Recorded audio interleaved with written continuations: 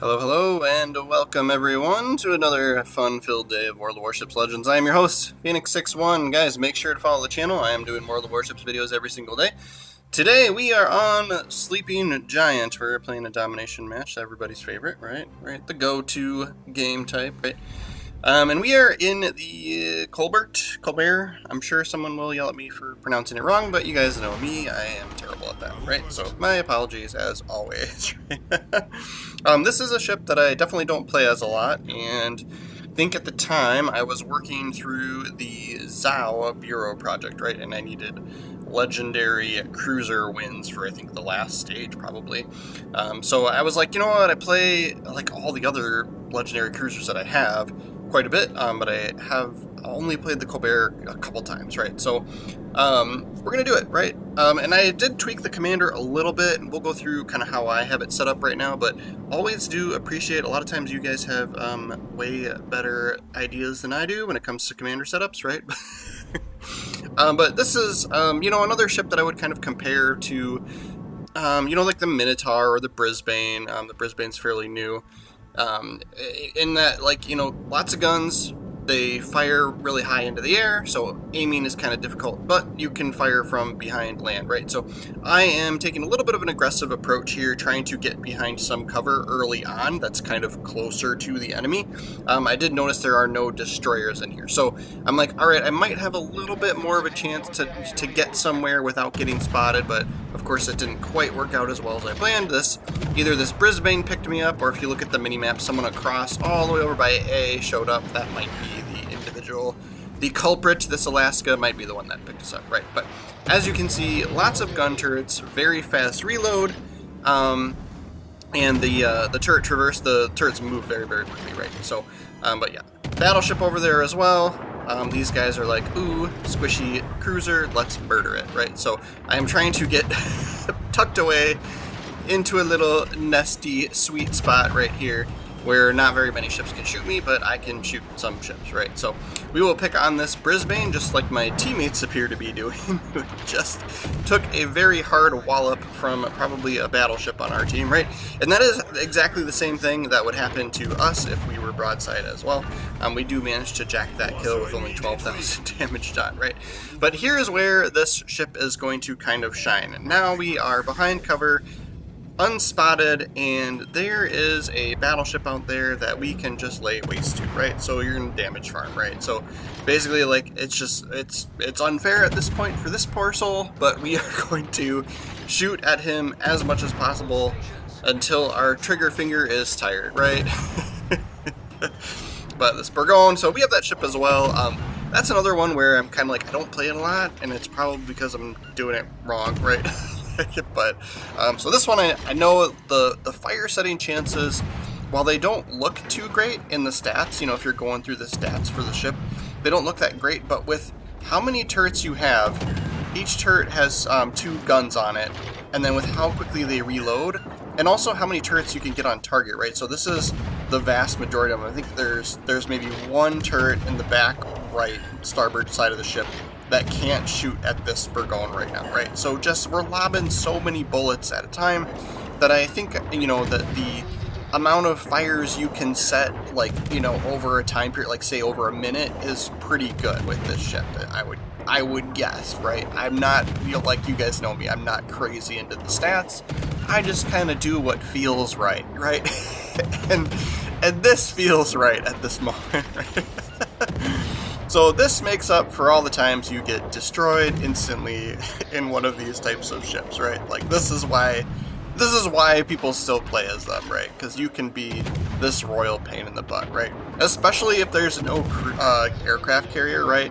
I think one of my favorite things to do as an aircraft carrier is to flush out cruisers that are doing exactly what I'm doing here, right? So go after the cruiser and either force them to move or just pick on them indefinitely until I kill them as the carrier, right? But so we can kind of get some bullets over this little land mass in front of us to hit this Yoshino. Yeah. So we'll take advantage of that as long as we can, right? We do have a battleship pressing through the middle, 4.8 kilometers way over there. I think that's the Schlieffen on their team.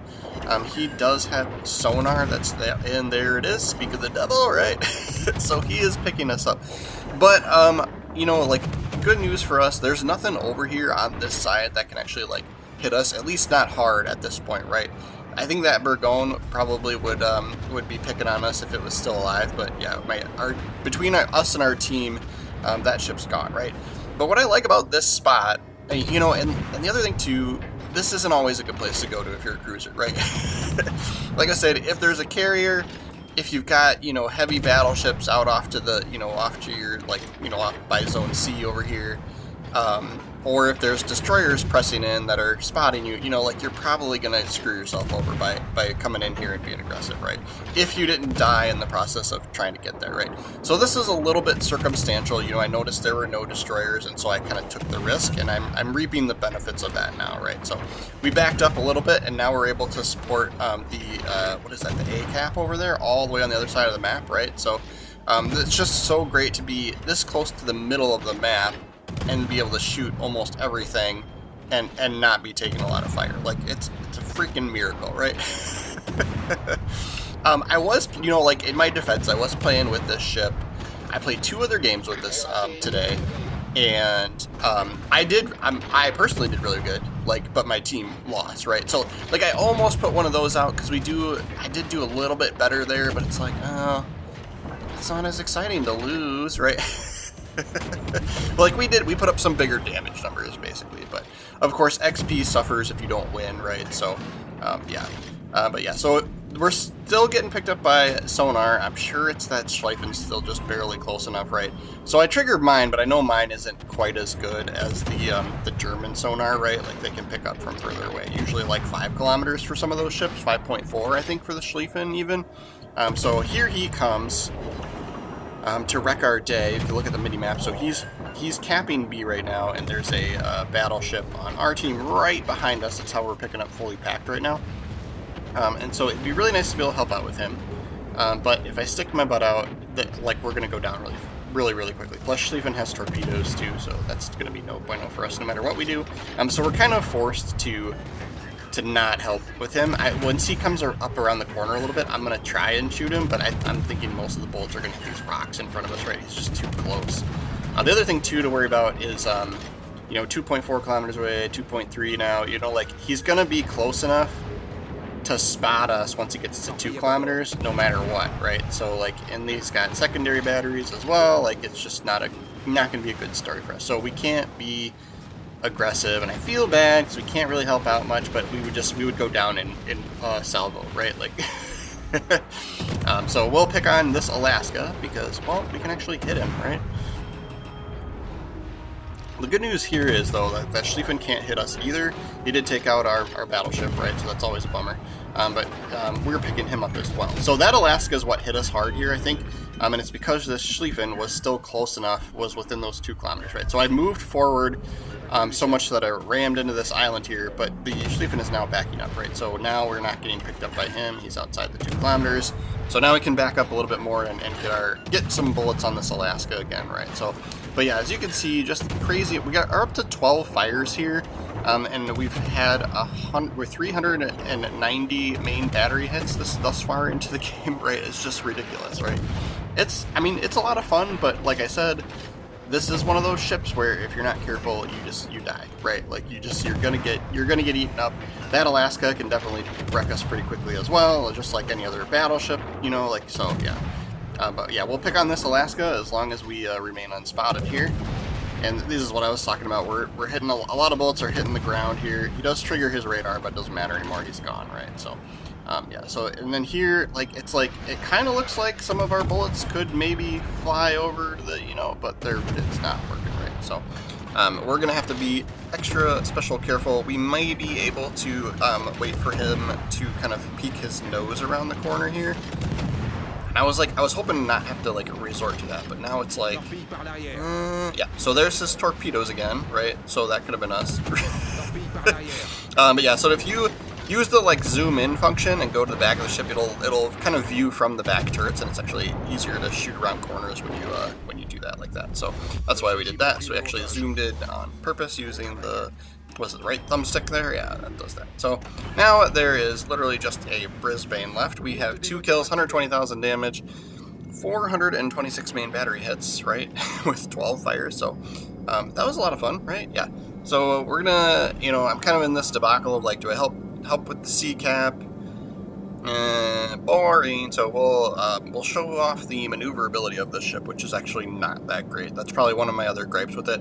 I feel like it's got too many negatives that don't counter the positives, and that's why you don't. I feel like that's why you don't see it out there a lot. But regardless, so yeah, the turning radius itself, I feel like, is fine for a cruiser, but the rudder shifting time, like to get to that max turn, max rudder angle, is a very sluggish feeling, right? And I have a habit of not picking the rudder shift time upgrades for the ships. I like the propulsion mods and stuff like that. So that's partially due to my own fault, and then I of course never build that in with the commanders and stuff like that. So you definitely could make it better instead of just complaining about it like me, right?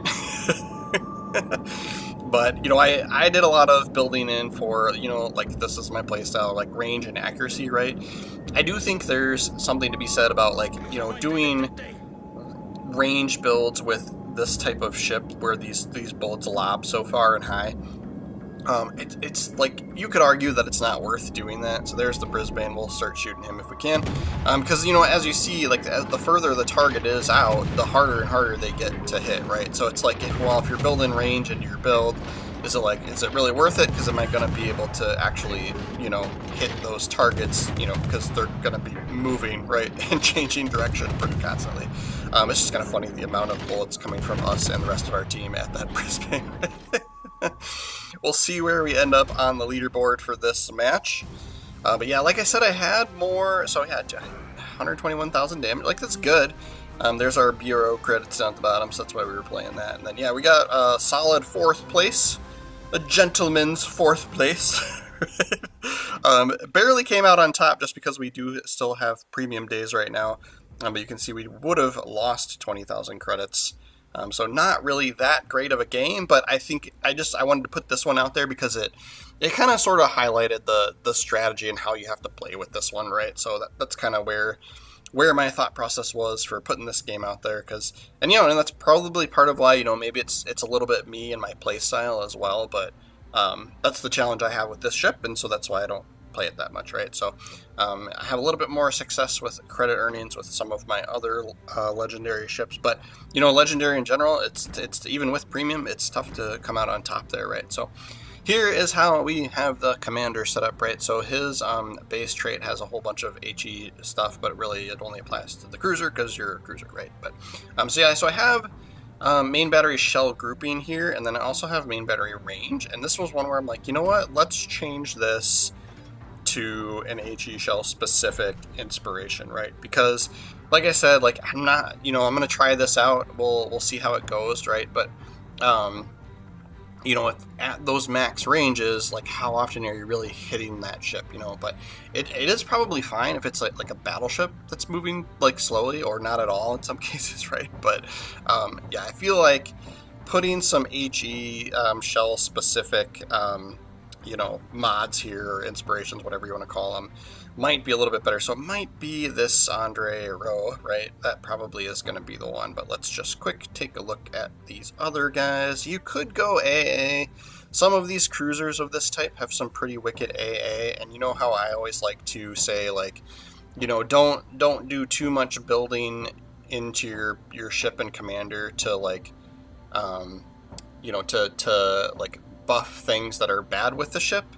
Use the buffs to make the things that are good with the ship even better, right? Because if its percentage increases, if you have a long range AA and you make it 10% longer, that's that much more you're going to get, right? Where versus if it sucks and then you use that perk, you're not getting as much out of it, right? So yeah, so we'll pick the HE shell damage, right, and then we'll use a little bit of Commander XP to make that inspiration immediately happen. Otherwise, you have to play a few games when you do switch inspirations on a commander, right? So, but yeah, so HE shells is kind of the way we're going officially with this guy here, right?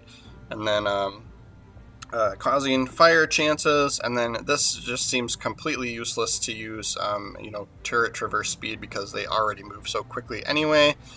Don't really need torpedo detectability since we have sonar. I almost always never use the shell switching perks, right? So, and then it doesn't even have torpedoes, so there's no sense in building into that, right? So, yeah, you know. That is our video for today of the Colbert, right? Thank you guys so very much for watching all the way through. Make sure to follow the channel. I will be putting out World of Warships Legends videos every single day until I get totally sick of it. We are on quite a long streak thus far, so I don't think that's going to happen anytime soon, right? If not this game, there will be another one somewhere else, right? We'll be playing something else overly obnoxiously amounts of times during the day, right? See you guys tomorrow.